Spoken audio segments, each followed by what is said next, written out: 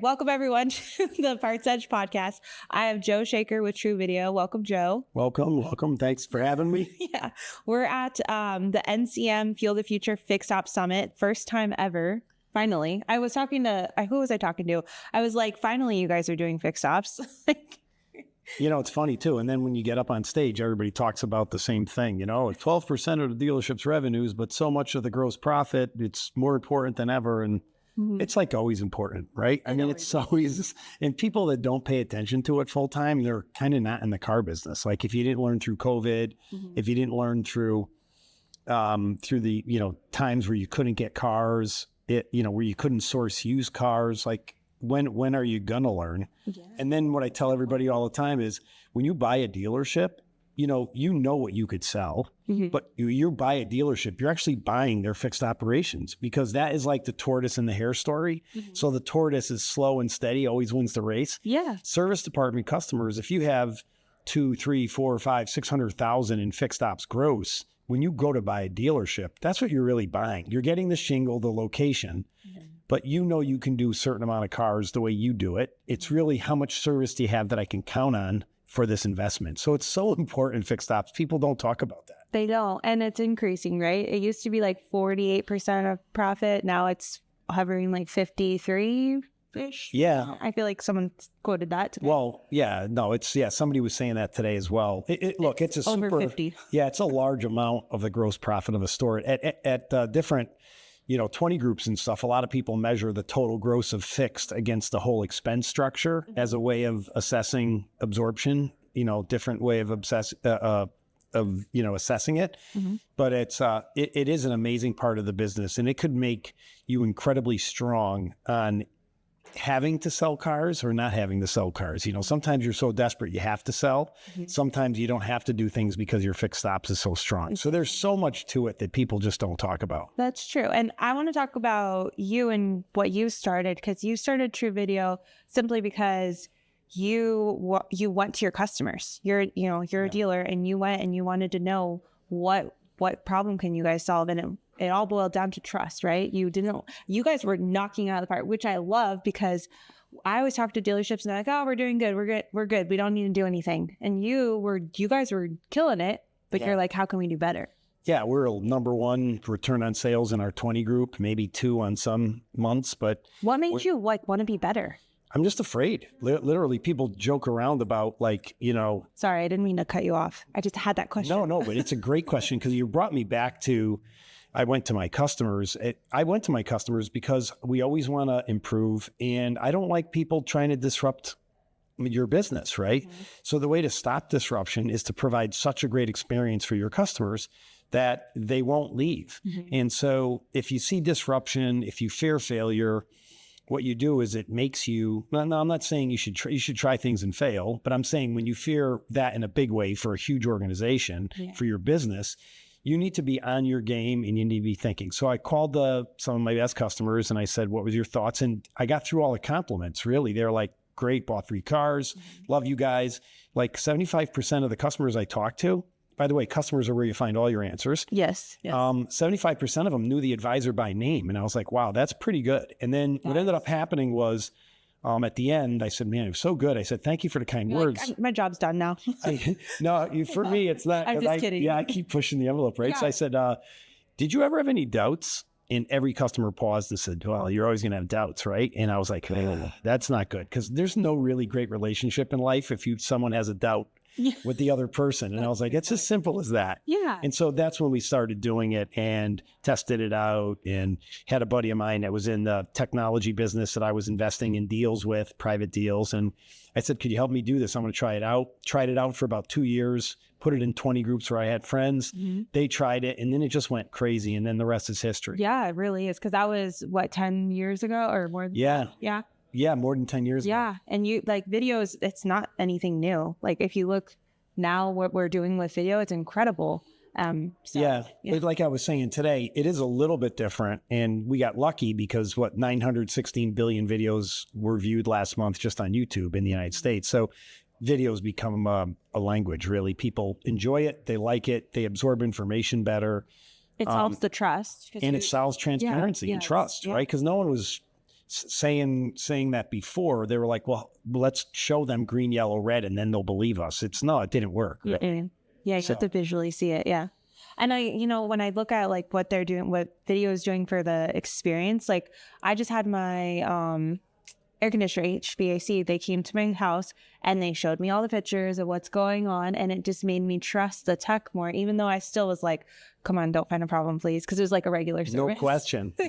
Was did they just did pictures though for now at HVAC? Yeah, they just did pictures. Yeah. So they're gonna, a lot of the automotive starts. So we're in trucking really heavy now, and then we're in verticals like aviation and insurance, and it's not only the way people communicate, but it's the, trust and verify piece. It's with video, people forget all the time because we're always saying video, but there's narrative. So there's someone talking, explaining. Yes. So there's so much context that you're able to get from not just visually seeing a million pictures, but you're also having somebody explain it to you and help you learn or understand.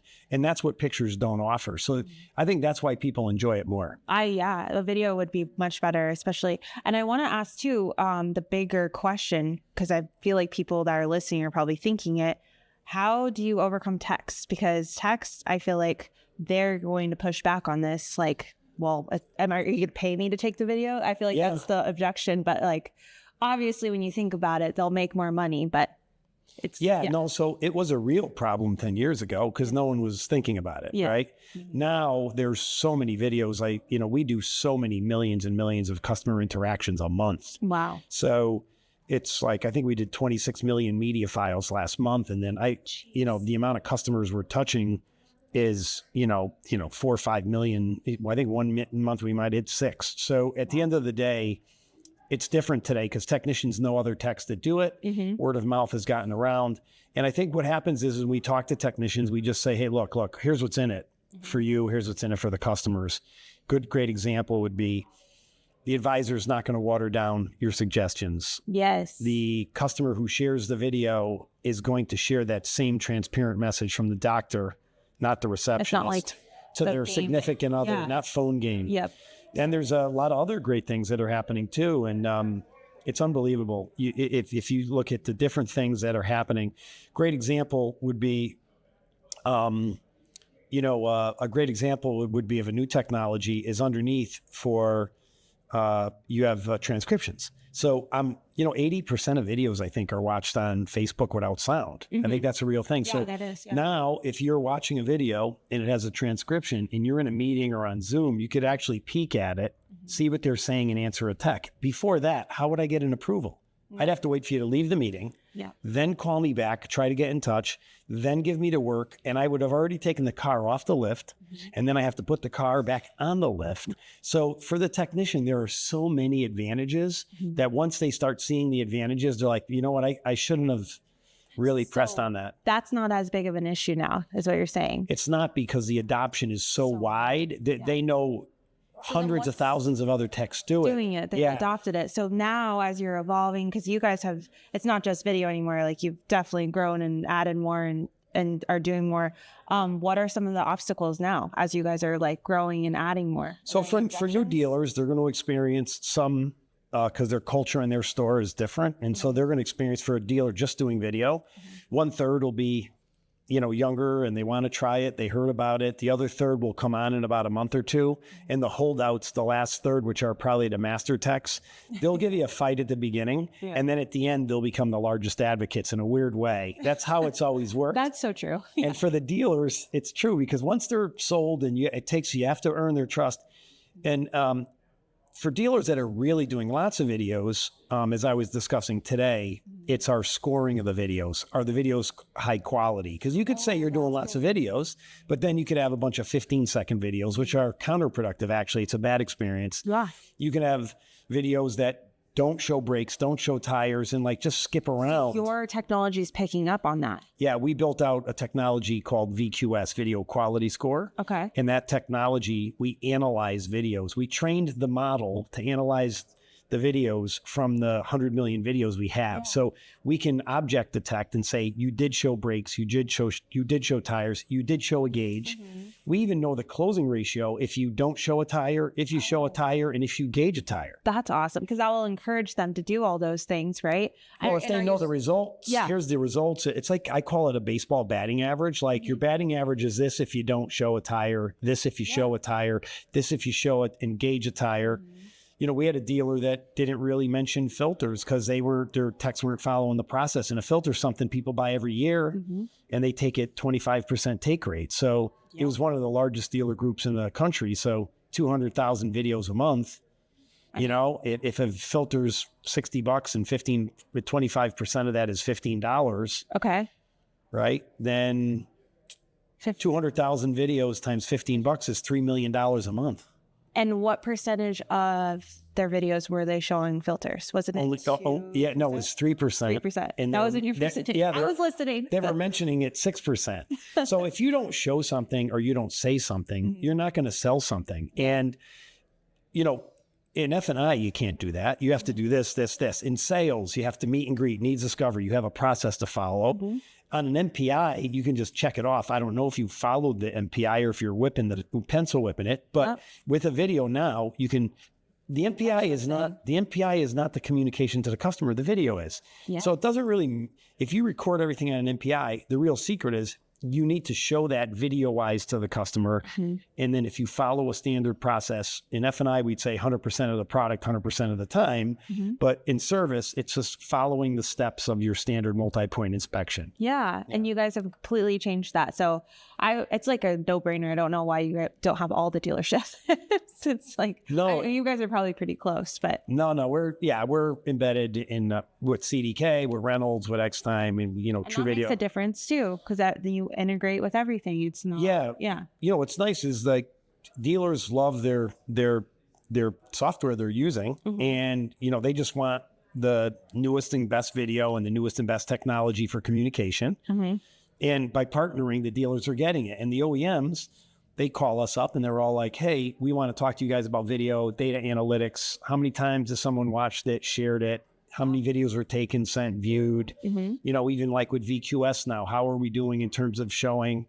Can you imagine the amount of parts that would get sold if everybody did a proper 100% inspection? Our scoring shows that with no video, everybody knows this part already. Okay. Here's an RO. With video, it's here. Okay. And then with a video that scores an 80 or higher on quality, it scores here. So it's like you're climbing a mountain and you're hitting each one of these base camps as you get better and better. And I would imagine it makes the team the morale better, because Parts is so frustrated when they quote out stuff and then the service advisor doesn't even present the information. The techs just did all that work and everyone's mad at each other for not doing it. Right. So it's like that alleviates everything. And then if a customer has a problem, you know, they'll do the opposite of you're trying to oversell me. They'll say, you didn't even tell me I needed brakes or whatever. Yeah. And you're like, no, there's only one way to do it. It's like proper inspection, proper communication, show the information. Yeah. Everything's there. And good things happen when you do it. Yeah, that's so true. Yeah, because advisors will, you know, they'll go off their gut like, oh, I don't need to show them this because, you know, I don't think they can do it right now. But it's like, you just have to show the information. That's it. Yeah. It's pretty simple. It's and like I said, people love video, they love texting, so it really works with the customer. I was going to say customer behavior, but I have to say human behavior now. Like how many billion videos a day are watched and stuff. That's what we all do. How many people text everybody? Yeah. You know what I mean? So it's really human behavior that we're meshing with, which is fabulous. Yeah, it's so amazing. Yeah. Well, thank you so much for coming on the podcast. This is my first time doing it live. So really? Yeah. I've only done it virtually with all my you're pretty good. You're pretty good for doing live. Yes. Well, it's not really live, but yeah. Well, it kind of is live because we're live here. We're live here. You're not reading notes and stuff. Oh, that's fabulous. I didn't even prepare. Oh, that's great. I love it. Well, listen, I love being here. Thanks a lot for having me. I appreciate it. Thank you so much.